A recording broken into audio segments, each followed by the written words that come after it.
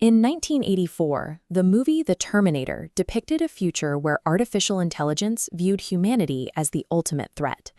Recently, Chinese officials warned the United States that aggressive military AI usage is making that sci-fi apocalypse a reality. That warning materialized when the U.S. military launched a massive offensive, executing 1,000 simultaneous strikes against targets across Iran. Claude, an artificial intelligence tool developed by the tech company Anthropic, orchestrated the data and targeting logistics required for this coordinated attack. Exactly 48 hours before those missiles launched, Anthropic's own CEO issued a public warning. He stated that his machine, an AI model designed to process and generate data, could fail unpredictably if deployed without strict human guardrails. Despite these warnings, the U.S. military integrated the system into its frontline operations, prioritizing the AI's processing speed over its creators' calls for human restraint. To achieve this scale, the Pentagon linked Claude directly to its real-time targeting infrastructure.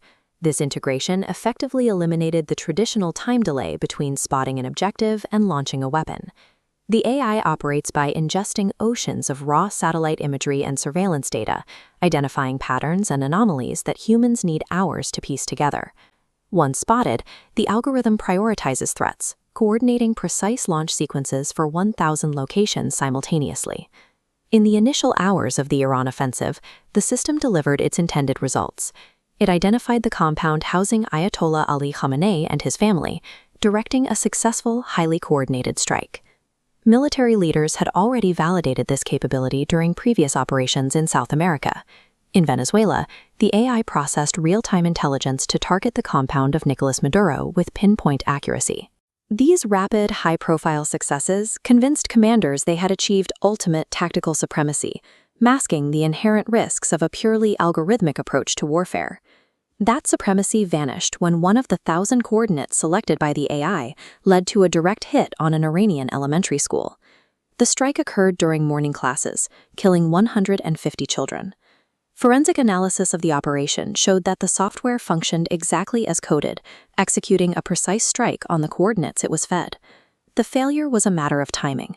The system was working from targeting data that had already expired. Because an algorithm lacks human situational awareness, it had no way of recognizing that its historical data no longer matched the reality on the ground, that the target was currently filled with students.